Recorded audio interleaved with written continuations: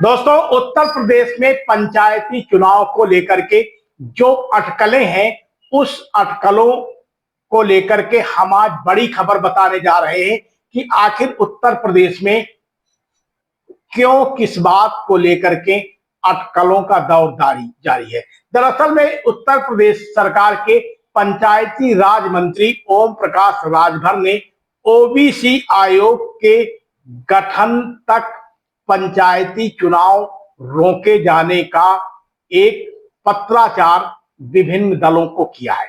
इसमें भारतीय जनता पार्टी यानी एनडीए के घटक दल भी शामिल हैं। एनडीए के घटक दलों को भी पत्र भेजा है, उनसे रायशुमारी की है। साथ में उत्तर प्रदेश के विपक्षी दल समाजवादी पार्टी एवं बहुजन समाज पार्टी को भी यह पत्राचार किया है।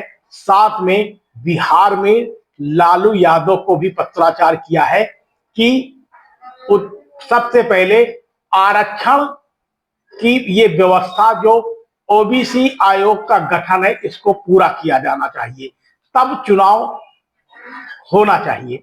यानी इस पंचायती के चुनाव को लेकर के जो अटकलों का बाजार गर्म है, उसका मुख्य उद्देश्य है कि ओबीसी आरक्षण का गठन।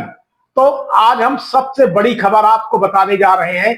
इस आरक्षण के गठन के मामले को लेकर के अब पंचायती राज मंत्री ओम प्रकाश राजभर खुद घिर गए हैं और इस बात के संकेत आज साफ मिल गए हैं कि निर्धारित समय सीमा यानी बोर्ड परीक्षा के बाद अप्रैल के महीने में पंचायती चुनाव हो सकते हैं।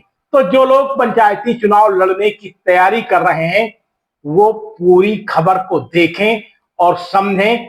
सबसे पहले आप हमारे चैनल को सब्सक्राइब कर लीजिए, लाइक कर लीजिए, साथ में कमेंट भी करिए, ताकि पंचायत चुनाव से जुड़ी हर खबर हम आपके पास तक पहुंचा सके। दोस्तों, 2-3 दिनों से कुछ पत्रकारों ने अपने टीवी चैनलों में, साथ ही अखबारों में इस बात की सुर्खियां दी कि उत्तर प्रदेश में पंचायती चुनाव टल सकते हैं। पंचायती चुनाव टलने की मुख्य वजह ओबीसी आरक्षण का गठन, यानी ओबीसी का अभी गठन नहीं हुआ है, आयोग बनना है और इसका बाकायदे गठन धरातल स्तर पर होना है।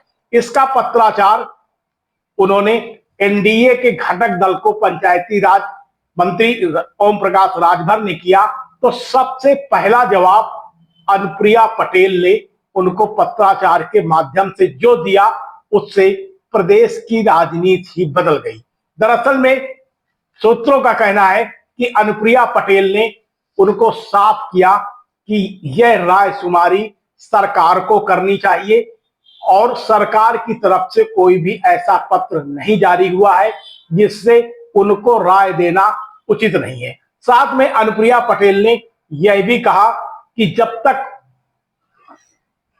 जातिगत आधार पर जनगणना नहीं हो जाती है, तब तक ये ओबीसी आरक्षण के गठन का डेकोरम पूरा नहीं होता है।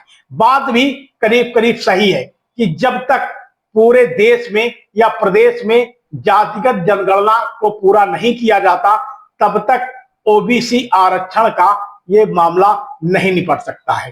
तो यानी अभी से प्रतिक्रियाएं शुरू हो गई हैं।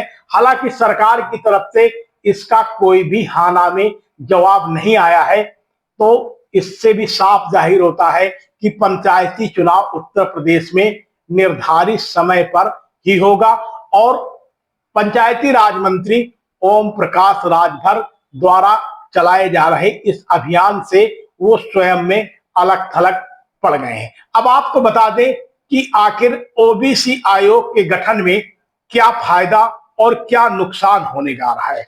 तो इसमें साफ तौर पर जाहिर है कि उत्तर प्रदेश में जो बैकवर्ड हैं यानी ओबीसी वर्ग हैं, उनके लिए 27% आरक्षण निर्धारित किया गया है। ओबीसी आयोग का गठन करने के बाद इस आरक्षण को 3 कैटेगरी में बांटे जाने का काम किया जाना है, जिसमें सबसे पहली कैटेगरी बनाई गई है ओबीसी में जो कैटेगरियां बनाई गई हैं उनको 3 कैटेगरी बनाई गई हैं। उसमें सबसे पहली कैटेगरी जो बनाई गई है पिछड़ा वर्ग, यानी पिछड़ा वर्ग में उन लोगों को शामिल किया जाएगा जो पिछड़े वर्ग से तो हैं लेकिन वो समृद्धशाली हैं। ऐसे लोगों को 7% आरक्षण का ही लाभ मिल पाएगा। यानी अभी तक 27% आरक्षण का जो लाभ मिलता था वो घटकर 7% ही लाभ मिल पाएगा। इसी तरीके से अति पिछड़ा वर्ग का जो मापदंड तय किया जाएगा उसमें 9% आरक्षण दिए जाने की व्यवस्था की जानी है। साथ में सबसे अधिक पिछड़ा वर्ग, जो सबसे अधिक पिछड़ा वर्ग के लोग होंगे उनको 11% आरक्षण दिया जाएगा। यानी साफ जाहिर है कि यह व्यवस्था लागू तभी हो सकती है जब जातिगत आधार पर जनगणना का कार्य पूरा हो सके। वैसे भी यदि ओबीसी आयोग का गठन होता है तो इस आयोग के जो सदस्य होंगे उनको जिला मुख्यालय में जाना होगा और धरातल में एक ऐसी रिपोर्ट तैयार करनी होगी जिसका मानक ये हो कि पिछड़े वर्ग के लोगों में किसको पिछड़ा वर्ग, किसको अति पिछड़ा वर्ग और किसको सर्वाधिक पिछड़ा वर्ग माना जाएगा, इसका भी मानक एक तैयार होना चाहिए। इसकी एक कैटेगरी तैयार होनी चाहिए।